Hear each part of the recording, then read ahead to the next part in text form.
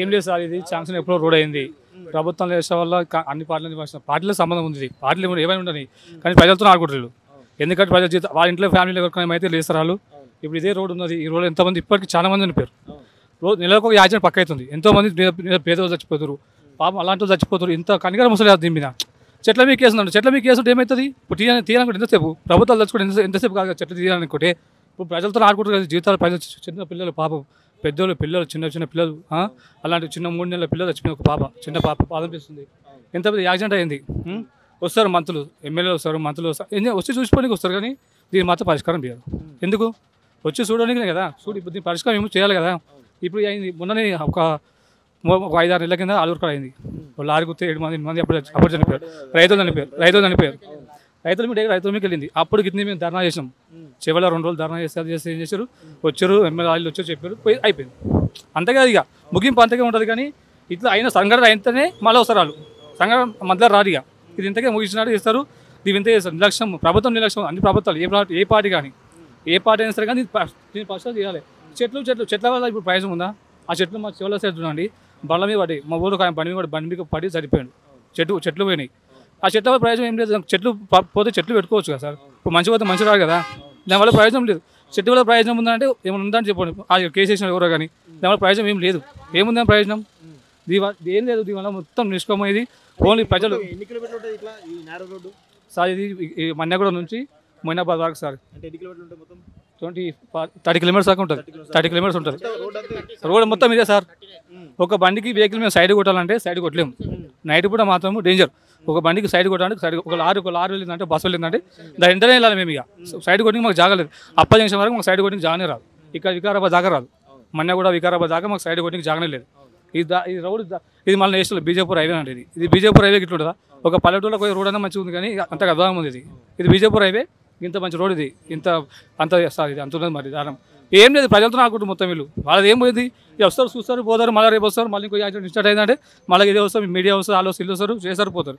కానీ ప్రజలకు న్యాయం జరుగుతలేదు. అనవసరం పేదవాళ్ళు చచ్చిపోతారు కదా సార్. రైతులు అది వాళ్ళు కానీ నీళ్ళు కానీ ప్రయాణం బస్సులో ప్రయాణం వచ్చిన వాళ్ళు వాళ్ళు చచ్చిపోతారు కదా. సో దేవేందర్ గారు చెప్పండి, అసలు ఏం జరిగింది, ఎట్లా జరిగింది ఘటన? నా పేరు దేవేందర్, నేను సిపిఎం చేవెళ్ళ డివిజన్ కార్యదర్శి. ఓకే, ప్రధానంగా ఈ ప్రమాదానికి కారణం ఏంటంటే 2018లో ఎన్జిటిలో కేసు వేశారని చెప్పని ఈ ప్రాంత నాయకులు చెప్తా ఉన్నారు. కానీ 2018 కంటే ముందు కూడా 2004 నుంచి 2014 వరకు దాదాపు 10 సంవత్సరాల పాటు ఈ ప్రాంతానికి మంత్రిగా వ్యవహరించినటువంటి సబితా ఇందరెడ్డి గారు ఈ ప్రమాదానికి ప్రధాన బాధ్యత వహించాలి.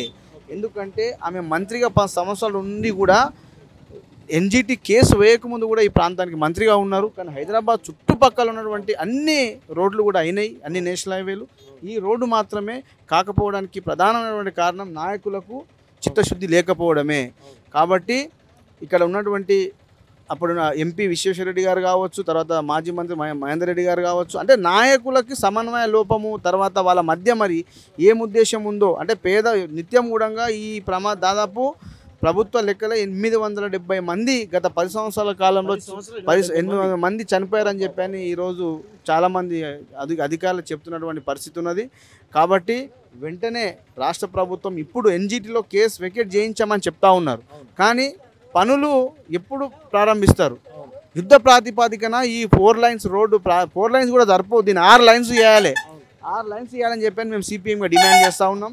ఎందుకంటే ఒక లైన్లో బస్సు మన బైక్ వాళ్ళు వెళ్ళడానికి వెసులుబాటుగా ఉండడానికి 6 లైన్ల రోడ్డు చేస్తేనే ఈ ప్రమాదాలు తగ్గుతాయని చెప్పని ఈ సందర్భంగా మేము డిమాండ్ చేస్తున్నాం. ప్రధానంగా ఈ రోడ్డు నేరోగా ఉండడం వల్లనే ఈ ప్రమాదం జరిగిందా, లేకపోతే బస్ డ్రైవర్ మిస్టేకా, లారీ డ్రైవర్ మిస్టేకా? ఏంటి అసలు ప్రధాన కారణము నేరోగా అంటే రోడ్డు అనేది చిన్నగా ఉన్నది. రోడ్డు చిన్నగా ఉండడం వల్లనే ఇప్పుడు నేషనల్ హైవే నేషనల్ ఎక్కువ వెహికల్స్ రావడం వల్ల ఉదయం పూట మరి ఎందుకు దీనికి అనుమతులు ఉన్నాయా లేదా, దీనికి సప్లై చేయడానికి, ఇది ట్రాన్స్పోర్ట్ చేయడం కంకరకి ఎందుకు ఆ డ్రైవర్ అతి వేగంగా వచ్చినటువంటి పరిస్థితి ఉన్నది. కాబట్టి ఎందుకు దీన్ని అతి వేగంగా వచ్చి బస్సు నిత్యం బస్సులు తిరుగుతూ ఉంటాయి.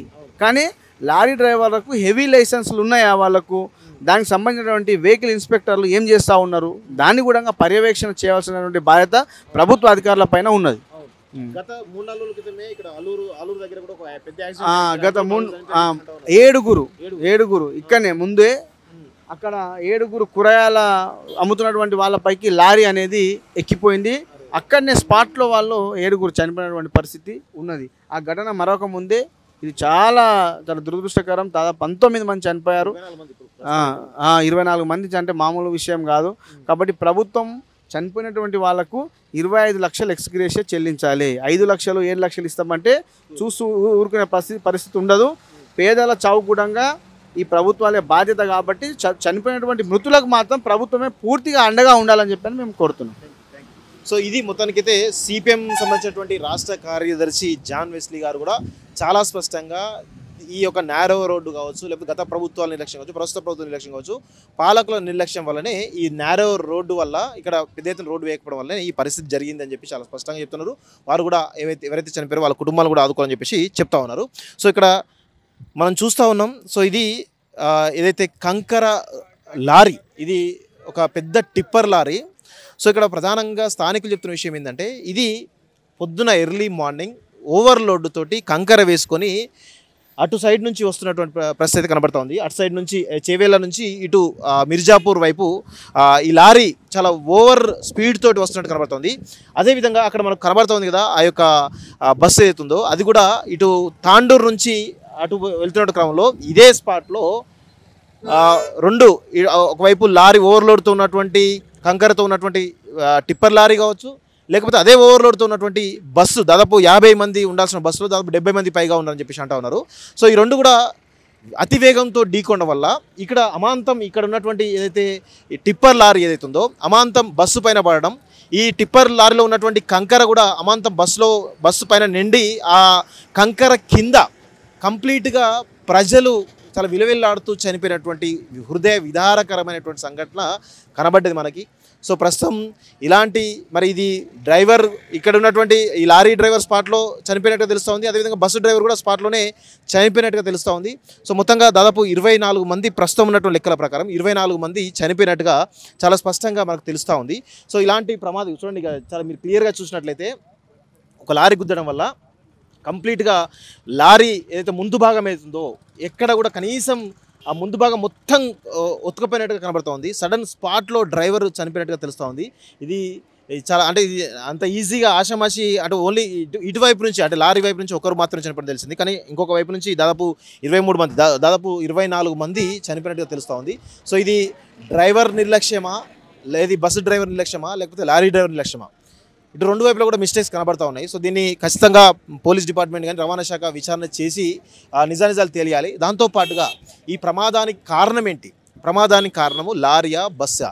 లారీ ఓవర్లోడ్తో ఉన్నటువంటి కాంక్రీటా, లేకపోతే ఓవర్గా అంటే జనాలు 50 మంది ఉండాల్సినటువంటి జనం 70 మంది ఉండడమా అనేది ఆ కారణాలతో పాటు ఈ యొక్క రోడ్డు ఏదైతే ఉందో ఈ రోడ్డు నేరో రోడ్డు వల్ల గత 10 సంవత్సరాల కాలంలో దాదాపు 800 మందికి పైగా చనిపోయినట్లుగా స్థానికంగా ఉన్నటువంటి స్థానికులు కావచ్చు, నాయకులు కావచ్చు, అధికారులు కావచ్చు చెప్తున్న విషయం అయితే కనబడతా ఉంది. సో ఇంత పెద్ద ఎత్తున మారణ హోమం జరుగుతుంది గత 10 ఏళ్ళలో. ప్రభుత్వాలు పట్టించుకునే పరిస్థితి కనబడుతుంది. గత ప్రభుత్వంలో ఉన్నటువంటి కేసీఆర్ కానీ, బీఆర్ఎస్ ప్రభుత్వం కానీ, ప్రస్తుత ప్రభుత్వంలో ఉన్నటువంటి రేవంత్ రెడ్డి కానీ, కాంగ్రెస్ ప్రభుత్వం కానీ ఈరోజు పట్టించుకోకపోవడం కావచ్చు, లేకపోతే నిర్లక్ష్యంగా ఎన్జిటి కేసు వేసింది అనేటువంటి ఒక నెపంతో ఇదంతా కూడా పర్యావరణవేత్తల మీద నెపం నెట్టేసి వాళ్ళు చేతులు దుక్కునే ప్రయత్నం కావచ్చు. ఇవన్నీ కారణాలు అయితే చాలా స్పష్టంగా కనబడతా ఉన్నాయి. పర్యావరణవేత్తలు కూడా ఇమీడియట్గా ఈ రోడ్డు డెవలప్ కావాలి అంటే ఖచ్చితంగా మీరు వేసినటువంటి ఎన్జిటిలో కేసు ఏదైతే వేశారో దాన్ని ఖచ్చితంగా వెనక్కి తీసుకోవాలని చెప్పి కూడా కొంత స్థానికంగా డిమాండ్లు వినిపిస్తున్నాయి. లేదంటే మీకు ఏవైతే అభ్యంతరాలు ఉన్నాయో అభ్యంతరాలను కూడా తీర్చే విధంగా ప్రభుత్వం పైన ఒత్తిడి తీసుకురావాల్సిన అవసరం అయితే ఉంది. ఎన్జిటి కూడా దీనిలో మరి ఈ కేసుని వాపసు తీసుకునే విధంగా, ఈ కేసుని వెనక్కి తీసుకునే విధంగా కూడా చర్యలు తీసుకోవాలని చెప్పి కూడా స్థానికులు చాలా పెద్ద డిమాండ్ చేస్తున్నారు. మొత్తానికైతే ఈ యొక్క పాలకుల యొక్క నిర్లక్ష్యం, చాతగానితనం ఏదైతే ఉందో చాలా స్పష్టంగా కనబడుతుందని చెప్పేసి కూడా ఈరోజు స్థానికంగా ఉన్నటువంటి ప్రజలు చెప్తున్న విషయం కనబడుతూ ఉంది.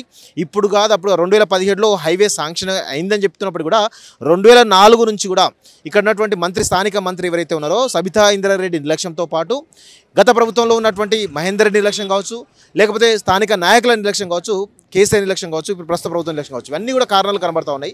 సో స్థానికులు కూడా చాలా స్పష్టంగా అదే విషయాన్ని చెప్తా ఉన్నారు.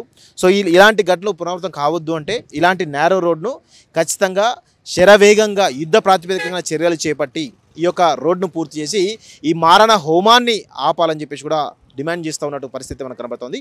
ఇది మొత్తానికైతే లారీ ఏదైతే టిప్పర్ లారీ కంకర్తో అతి లోడ్తోటి ఓవర్లోడ్ తోటి వచ్చినటువంటి అతివేగంగా వస్తున్నటువంటి టిప్పర్ లారీ ప్రస్తుత పరిస్థితి మనం అయితే చూస్తూ ఉన్నాం. సో ఇది ప్రస్తుతం ఇక్కడ ఉన్నటువంటి సిచ్యువేషన్. చూస్తుండండి college TV. Thank you very much.